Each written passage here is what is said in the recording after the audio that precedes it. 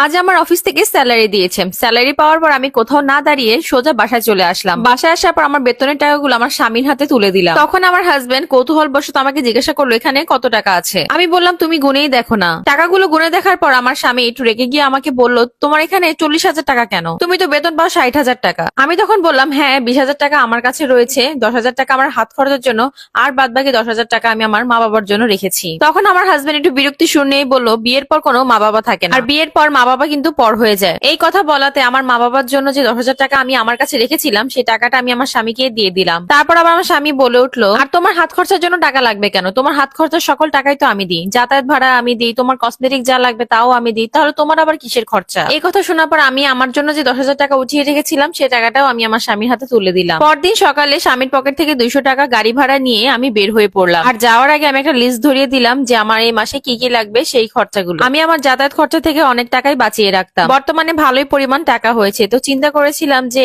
এই টাকা দিয়ে আমি দুটো শাড়ি কিনবো। তো যেই কথা সেই কাজ, আমি অফিস থেকে বের হয়েই মার্কেট থেকে একই রকম সুন্দর দুইটা শাড়ি কিনে আমি বাসায় চলে গেলাম। তারপর আমি আমার শাশুড়ির রুমে গেলাম। আমার শাশুড়ি দেখে বলল কি ব্যাপার, একই রকম একই কালারের একই শাড়ি দুইটা কেন? আমি তখন বললাম মা আমি দুইজনের জন্য একই রকম শাড়ি কিনেছি, একটা হচ্ছে আপনার জন্য আর একটা হচ্ছে আমার আম্মার জন্য। তখন আমার শাশুড়িও বলে উঠলো বিয়ের পর এত মামা করছো কেন? বিয়ের পর কোনো মা বাবা থাকে না, আর যদি তুমি এত বাপের বাড়ি করো তাহলে তোমার সংসারে অশান্তি নেমে আসবে, এটা মনে রেখো। শাশুড়ি মায়ের মুখে এই কথা শোনার পর আমার বুকটা মোচড় দিয়ে উঠলো। চিন্তা করলাম আসলে কি বিয়ের পর মেয়েদের মা বাবার প্রতি কোনো দায়িত্ব থাকে না? তারা কি চাইলেও কিছু মা বাবাকে দিতে পারে না? তো যাই হোক, এসব ভাবতে ভাবতে আমি আমার রুমে চলে আসলাম। বেশ কয়েকদিন পার হলো। একদিন সন্ধ্যার টাইমে হঠাৎ করে আমার শাশুড়ি আমার রুমে চলে আসলো, তার হাতে দামি সুন্দর একটা শাড়ি। তো আমি জিজ্ঞাসা করলাম মা এটা আপনাকে কে দিয়েছে? আমার শাশুড়ি মা বললো তার মেয়ে জামাই নাকি তাকে এই শাড়িটা গিফট করেছে। তারপর আমি আমার শাশুড়ি আম্মাকে বললাম এটা যদি আপনাকে গিফট করা হয়ে থাকে তাহলে আপনি এটা কেন নিয়েছেন? আপনি কি জানেন না বিয়ের পর একটা মেয়ের কোনো বাপের বাড়ি থাকে না? এতে তো এখন আপনার মেয়েটা অসুখে থাকবে, ঝামেলা হবে। এই কথা শোনার পর আমার শাশুড়ি মুখটা বাঁকিয়ে রুম থেকে চলে গেল।